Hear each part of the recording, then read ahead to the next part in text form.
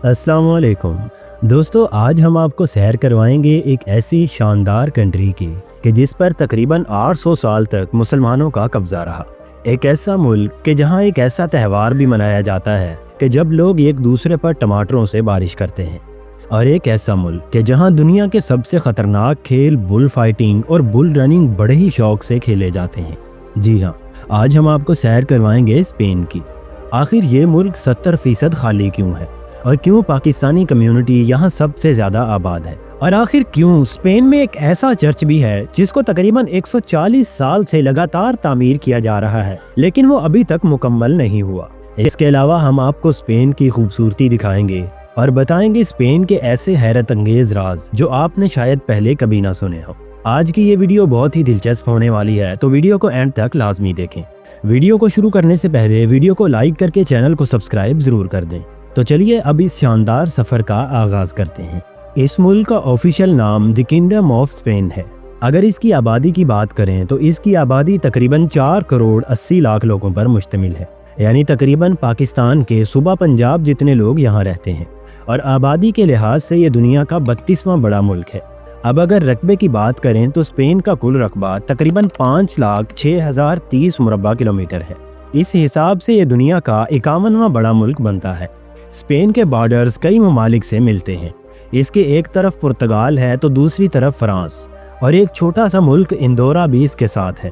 इसके अलावा जब्राल्टर नामी इलाका भी स्पेन के पास है। और सबसे ख़ास बात यह है कि स्पेन के पास समंदरों का भी एक बहुत बड़ा किनारा है। इसके मशरकी तरफ मेडिटेरियन सी और मगरबी तरफ अटलांटिक सी मौजूद है। दोस्तों, स्पेन को कुदरत ने बड़ी ही खूबसूरत ज़मीन दी है। यहाँ के शहर, पहाड़, तारीखी इमारतें और साहिल ये दुनिया भर के लोगों को अपनी तरफ खींचते हैं। ये मुल्क ना सिर्फ खूबसूरत है बल्कि तरक्की याफ्ता भी है। स्पेन की इकॉनमी बहुत से शोबों पर चलती है जिसमें ज़राअत, सनत और सर्विस सेक्टर मौजूद हैं। लेकिन इन सब से बढ़कर अहम है टूरिज़्म, क्योंकि यहाँ हर साल लाखों नहीं बल्कि करोड़ों लोग दूसरे मुल्कों से घूमने आते हैं। कभी वो पुरानी तारीखी इमारतें देखने आते हैं, कभी खूबसूरत साहिल पर मौज मस्ती करने आते हैं, और कभी स्पेन की मशहूर सकाफती तकरीबात में शामिल होकर मज़ा लेते हैं। दोस्तों, स्पेन के लोग मेहनती हैं और अपने काम को दिल से करते हैं। लेकिन एक दिलचस्प बात यह भी है कि यहाँ काम के बाद आराम करना एक आम रिवायत है और इस आदत को बहुत अच्छा माना जाता है। ख़ास तौर पर दोपहर के खाने के बाद लोग थोड़ा सा सो लेते हैं, जिसे यहाँ सिएस्टा कहा जाता है। यह रिवाज आमतौर पर छोटे शहरों और देहातों में ज़्यादा नज़र आता है। स्पेन में इस्तेमाल होने वाली करेंसी यूरो है, जो पाकिस्तानी 290 रुपये के बराबर है। दोस्तों, स्पेन के बारे में एक हैरत अंगेज़ हकीकत ये भी है कि स्पेन दुनिया के उन चंद ममालिक में आता है कि जिनके कौमी तराने में एक भी लफ्ज़ नहीं है, बल्कि सारे का सारा कौमी तराना म्यूज़िक पर मुश्तमिल है। अब आते हैं ज़ुबान की तरफ। क्या आप जानते हैं कि स्पेनिश ज़ुबान सिर्फ स्पेन में ही नहीं बोली जाती, बल्कि दुनिया के 20 से भी ज़्यादा मुल्कों में ये ज़ुबान बोली जाती है। और एक अंदाजे के मुताबिक दुनिया भर में तकरीबन 580 मिलियन लोग स्पेनिश बोलते हैं। इस तरह ये दुनिया की बड़ी ज़ुबानों में से एक है। इसकी दिलचस्प बात यह है कि अगरचे उर्दू और स्पेनिश ज़ुबान बिल्कुल अलग है, लेकिन इनमें कई अल्फाज एक जैसे हैं। जिस तरह उर्दू में हम कहते हैं मेज़, स्पेनिश में उसे मेज़ा कहा जाता है। उर्दू में हम टेलीफोन कहते हैं और स्पेनिश में उसे टेलीफोनो कहा जाता है। उर्दू में हम कमीज़ कहते हैं और स्पेनिश में उसे कमीज़ा कहा जाता है। इस तरह और भी बहुत से लफ्ज़ मिलते हैं। दोस्तों, स्पेन में पाकिस्तानियों की भी एक बड़ी कम्युनिटी मौजूद है। एक अंदाजे के मुताबिक तकरीबन 1,25,000 पाकिस्तानी यहाँ रहते हैं, और इन पाकिस्तानियों की अक्सरियत का ताल्लुक पंजाब से है। स्पेन के बड़े शहरों जैसे मैड्रिड, बार्सिलोना, वेलेंशिया और मोर्सिया, इनमें ज़्यादातर पाकिस्तानी आबाद हैं। इन शहरों में आपको पाकिस्तानियों की दुकानें और रेस्टोरेंट्स भी आसानी से मिल जाएंगे। सिर्फ पाकिस्तानी ही नहीं बल्कि स्पेन में इंडियंस की भी एक बड़ी आबादी मौजूद है। इंडियंस की तादाद तकरीबन 60,000 के करीब है। दोस्तों, मैड्रिड स्पेन का सबसे बड़ा और दारुल हुकूमत शहर है। ये शहर स्पेन के बिल्कुल दरमियान में मौजूद है। मैड्रिड ना सिर्फ साफ सुथरा है बल्कि बहुत ही खूबसूरत भी है। यहाँ आपको जगह जगह पर पुरानी और तारीखी इमारतें देखने को मिलेंगी। मैड्रिड स्पेन का एक अहम तिजारती और कारोबारी मरकज़ है, इसीलिए दुनिया की कई बड़ी कंपनियों के हेड ऑफिस भी यहीं मौजूद हैं। अब अगर हम स्पेन की इकॉनमी की बात करें तो इस मुल्क की कुल जीडीपी तकरीबन 1.8 ट्रिलियन डॉलर है, और यहाँ के लोगों की औसत सालाना आमदनी तकरीबन 32,000 डॉलर है, जो पाकिस्तानी रुपयों में तकरीबन 90 लाख रुपए बनते हैं। और इंडियन रुपए में ये तकरीबन 28 से 29 लाख रुपए बनते हैं। दोस्तों, एक हैरान कुन हकीकत ये भी है कि दुनिया में सबसे ज़्यादा त्यौहार स्पेन में मनाए जाते हैं। जी हाँ, कहा जाता है कि स्पेन में साल के 365 दिनों में से तकरीबन 300 दिन किसी न किसी त्यौहार या फेस्टिवल के नाम होते हैं। यानी आप साल के तकरीबन हर दिन किसी न किसी जश्न का हिस्सा बन सकते हैं। दोस्तों, क्या आप जानते हैं कि यहाँ एक ऐसा त्यौहार भी मनाया जाता है कि जब लोग एक दूसरे को टमाटरों से मारते हैं। ये फाइट स्पेन के एक छोटे से शहर ब्यूनोल में होती है, जिसे ला टोमाटीना कहा जाता है। ये एक ऐसा फेस्टिवल है जो हर साल अगस्त के महीने के आखिरी बुध को मनाया जाता है। इस दिन दुनिया भर से हजारों लोग ब्यूनोल आते हैं और सिर्फ एक ही मकसद होता है, और वो है एक दूसरे पर टमाटर फेंकना। इस फेस्टिवल की शुरुआत 1945 में हुई थी, जब कुछ नौजवानों ने मजाक में एक दूसरे पर टमाटर फेंकने शुरू किए। लोगों को यह खेल इतना पसंद आया कि फिर ये एक सालाना रिवायत बन गई, और आज ये फेस्टिवल दुनिया भर के मीडिया में भी दिखाया जाता है और लाखों लोग सिर्फ इसे देखने के लिए स्पेन आते हैं। दोस्तों, ला टोमाटीना में हर साल तकरीबन 1 लाख किलो से ज़्यादा टमाटर इस्तेमाल होते हैं, और इन टमाटरों की खास बात यह है कि ये टमाटर खाने के लिए नहीं बल्कि सिर्फ इसी फाइट के लिए उगाए जाते हैं। ये फाइट सिर्फ 1 घंटे तक चलती है, लेकिन इस दौरान पूरा शहर सुर्ख रंग में ढक जाता है। आखिर में फायर ब्रिगेड की बड़ी बड़ी गाड़ियां लाकर पूरे शहर को धो दिया जाता है। दोस्तों, स्पेन की पहचान सिर्फ फेस्टिवल्स और टमाटर फाइट तक महदूद नहीं, बल्कि यहाँ एक और बहुत ही मशहूर और ख़तरनाक रिवायत है जिसे पूरी दुनिया जानती है। ये है बुल रन और बुल फाइट। पहले बात करते हैं बुल रन की। ये इवेंट हर साल स्पेन के शहर पेम्पलोना में जुलाई के महीने में मुनक्किद होता है। इसे स्पेन के सबसे पुराने फेस्टिवल्स में शुमार किया जाता है। इस दिन हजारों लोग सफ़ेद कपड़ों और सर पर लाल रुमाल बांधकर सड़कों पर दौड़ने के लिए जमा होते हैं। फिर बड़े बड़े सांडों को सड़कों पर छोड़ दिया जाता है और ये लोग उन सांडों के आगे आगे भागते हैं। ये मंजर एक तरफ तो बहुत दिलचस्प लगता है, लेकिन हकीकत में ये इंतहाई खतरनाक होता है, और हर साल दर्जनों लोग जख्मी हो जाते हैं और कई बार तो हलाकतें भी हुई हैं। इसके बावजूद दुनिया भर से टूरिस्ट सिर्फ इस इवेंट में हिस्सा लेने के लिए स्पेन आते हैं। इसके बाद बात करें बुल फाइट की, तो ये भी स्पेन की सदियों पुरानी रिवायत है। एक बड़ा मैदान जिसको बुल रिंग कहा जाता है, उसमें हजारों लोग जमा होते हैं और मैदान के अंदर एक मैटाडोर दाखिल होता है जो रंग बिरंगी चादर लेकर बड़े से सांड के सामने खड़ा हो जाता है। फिर ये खेल शुरू होता है जहां मैटाडोर अपनी महारत, हिम्मत और तेजी दिखाते हुए उस सांड से बचता है, और कई बार तो मैटाडोर की ये हिम्मत उसको भारी पड़ जाती है और ये लम्हा फिर उसे सारी जिंदगी याद रहता है। ये रिवायत सदियों से स्पेन के कल्चर का हिस्सा है, लेकिन आज के दौर में इस पर काफ़ी तनकीद भी की जाती है क्योंकि इसे जानवरों के लिए तकलीफ दे समझा जाता है। कई इलाके ऐसे भी हैं जहां बुल फाइट पर पाबंदी लगा दी गई है, लेकिन अब भी स्पेन के कुछ हिस्सों में ये रिवायत जारी है। दोस्तों, स्पेन सिर्फ तारीख और कल्चर ही नहीं बल्कि अपनी तेज़ रफ्तार ट्रेनों के लिए भी पूरी दुनिया में मशहूर है। यहाँ एक शानदार रेलवे सिस्टम मौजूद है जिसे एव ट्रेन नेटवर्क कहा जाता है। ये ट्रेनें दुनिया की सबसे तेज़ रफ्तार ट्रेनों में शुमार होती हैं। इसका अंदाज़ा आप इसी बात से लगा लें कि अगर आप मैड्रिड से बार्सिलोना जाएं तो आम गाड़ी में ये सफ़र तकरीबन 7 घंटे में तय होता है, लेकिन स्पेन की बुलेट ट्रेन में ये फासला तकरीबन 2 घंटे में तय हो जाता है, यानी पूरे 5 घंटे का फ़र्क। ये नेटवर्क यूरोप का दूसरा सबसे बड़ा नेटवर्क माना जाता है। दोस्तों, स्पेन अपनी नाइट लाइफ की वजह से भी बहुत मशहूर है। यहाँ की रातें कभी ख़त्म नहीं होती क्योंकि क्लब्स और शराब खाने पूरी रात खुले रहते हैं। यहाँ के लोग ना ज़्यादा अमीर हैं और ना ही ज़्यादा गरीब। ये नहीं कि उनके पास पैसा नहीं, बल्कि उनके पास पैसा तो बहुत है, लेकिन जितना पैसा कमाते हैं उसको खर्च करते जाते हैं और ऐशो इशरत में अपनी ज़िंदगी गुजार देते हैं। यहाँ पर बचत करने का रुझान बहुत कम है। इन लोगों को घूमने फिरने का शौक बहुत ज़्यादा है, इसलिए ये अपने ही मुल्क के मुख्तलिफ हिस्सों की सैर करते रहते हैं। अगर हम स्पेन के कुदरती हुस्न की बात करें तो ये दुनिया में पहाड़ों की तादाद के लिहाज से दूसरे नंबर पर आता है। अगर आप स्पेन का नक्शा देखें तो मैड्रिड बिल्कुल दरमियान में है, जबकि बाकी सारे बड़े शहर ज़्यादातर समंदर के किनारे आबाद हैं और स्पेन के अंदरूनी हिस्से ज़्यादातर ऊंचे पहाड़ों पर मुश्तमिल हैं। यही वजह है कि स्पेन का तकरीबन 70% हिस्सा खाली है। यहाँ के लोग देहातों को छोड़कर शहरों में रहने लग गए हैं।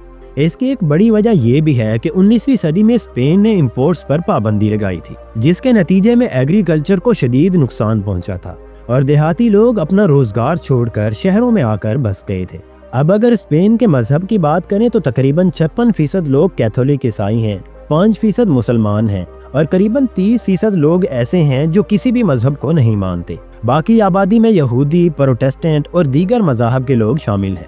لیکن کیا آپ جانتے ہیں کہ اسپین میں مسلمان آج بھی دوسری سب سے بڑی کمیونٹی کیوں ہے؟ یہ صرف اتفاق نہیں بلکہ اس کی ایک لمبی اور دلچسپ تاریخ ہے۔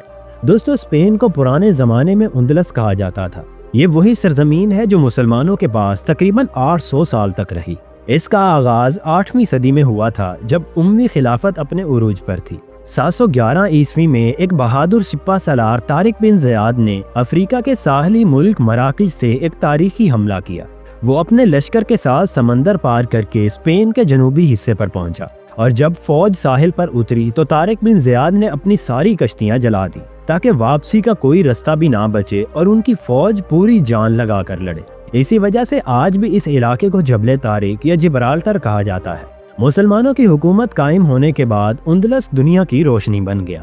اس دور میں اندلس کا دارالحکومت قرطبہ علم و ہنر کا مرکز تھا۔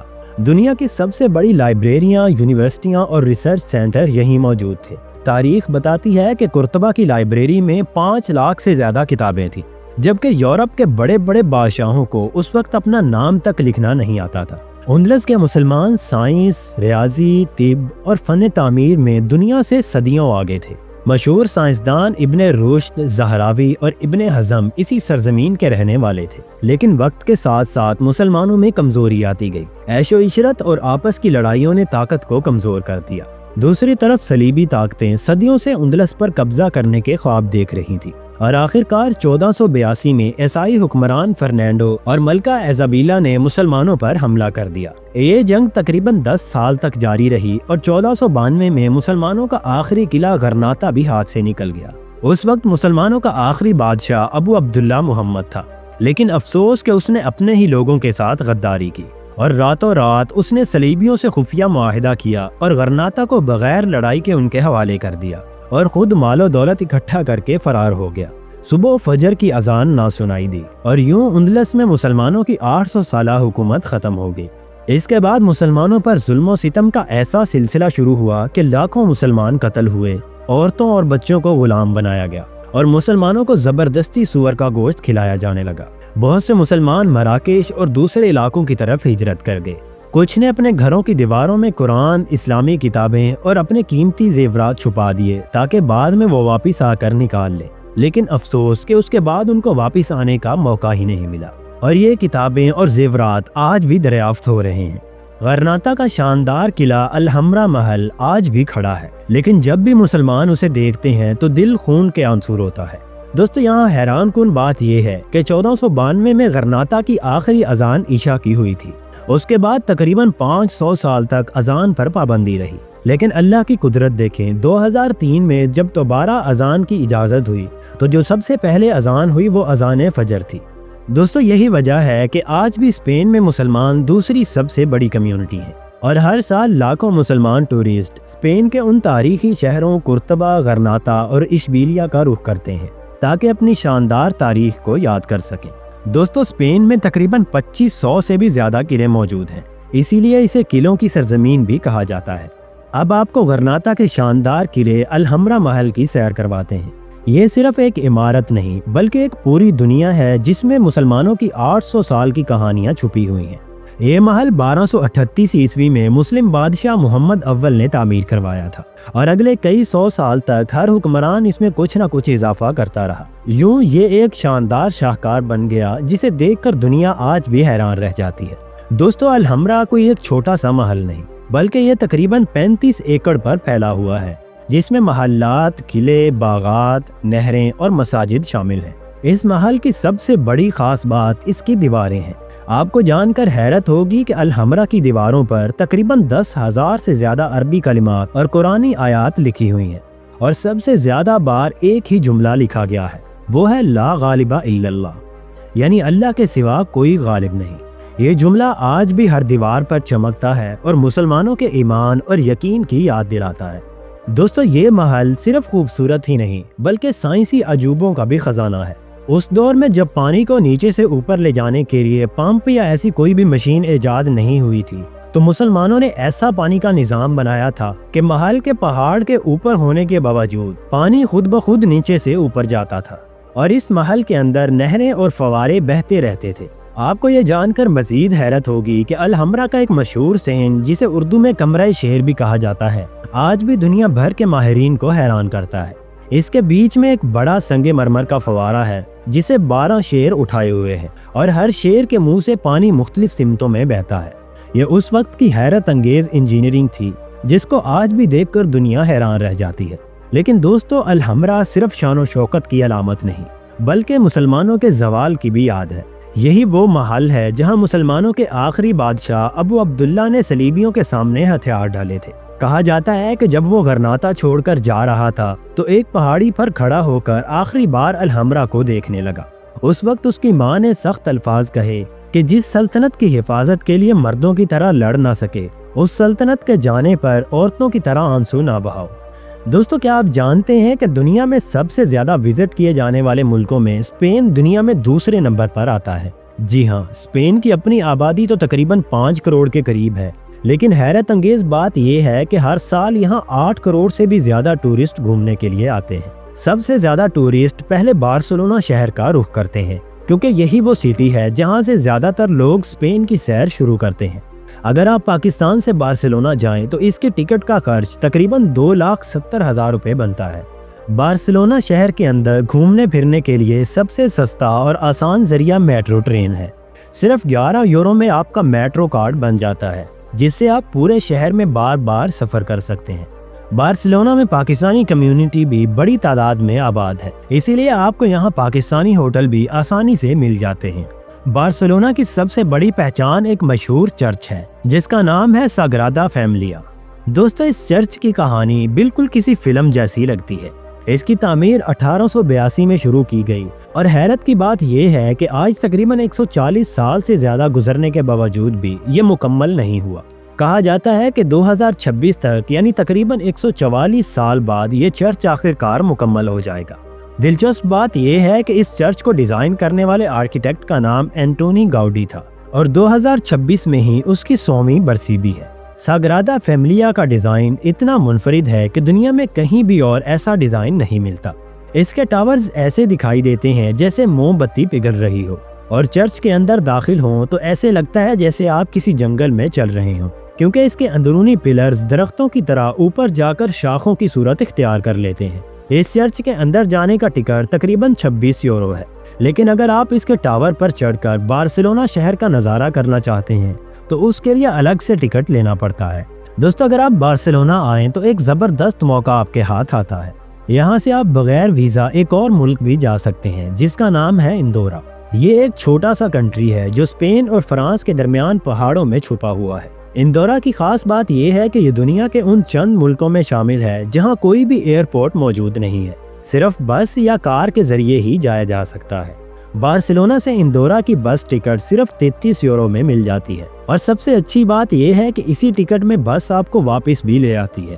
اس ملک میں موجود سب سے مشہور یونیورسٹی ہے یونیورسٹی آف بارسلونا، جسے دنیا کی سب سے پرانی اور سب سے بہترین یونیورسٹیوں میں شمار کیا جاتا ہے۔ یہاں تعلیم حاصل کرنے کا خرچہ یورپ کے دوسرے ممالک کے مقابلے میں بھی کافی کم ہے، اسی لیے دنیا بھر سے ہزاروں اسٹوڈنٹس اسپین پڑھنے آتے ہیں۔ دوستو، اب چلتے ہیں اسپین کے ایک اور تاریخی شہر قرطبہ کی طرف، جسے عربی میں قرطبہ بھی کہا جاتا ہے۔ یہ شہر اسلامی تاریخ اور تہذیب کا خزانہ ہے۔ اس شہر کی سب سے مشہور نشانی ہے عظیم و شان مسجد قرطبہ۔ اس مسجد میں داخل ہونے کے لیے تقریباً 13 یورو کا ٹکٹ لینا پڑتا ہے۔ ایک زمانہ تھا جب یہ مسجد دنیا کی سب سے اہم مساجد میں شمار ہوتی تھی۔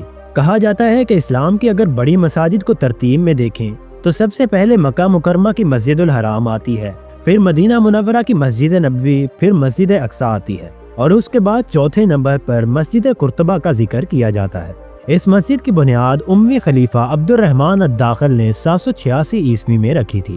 دوستو، اس کی سب سے دلچسپ بات یہ ہے کہ آج مدینہ منورہ کی مسجد نبوی کا ڈیزائن جو آپ دیکھتے ہیں وہ بھی مسجد قرطبہ کے ڈیزائن سے متاثر ہو کر بنایا گیا ہے۔ یہ مسجد 600 سال تک مسلمانوں کے دور میں قائم رہی، لیکن بعد میں جب صلیبیوں نے اندلس پر قبضہ کیا تو انہوں نے مسجد کے کئی حصے تبدیل کر دیے، حتیٰ کہ اس کے ایک حصے میں چرچ بھی بنا دیا گیا جو آج تک موجود ہے۔ और आहिस्ता आहिस्ता इसके इस्लामी फन तामीर को मिटाने की कोशिश की गई, लेकिन इसके सुतून, महराबें और कुरानी नक्श आज भी इस्लामी तारीख की अजमत की गवाही देते हैं। दोस्तों, क्या आप जानते हैं कि शायर मशरिक अल्लामा मोहम्मद इकबाल भी मस्जिद कुर्तबा आए थे। उन्होंने यहाँ आकर नमाज भी अदा की थी और इसी मस्जिद से मुतासिर होकर उन्होंने अपनी मशहूर नज़म मस्जिद कुर्तबा भी लिखी थी।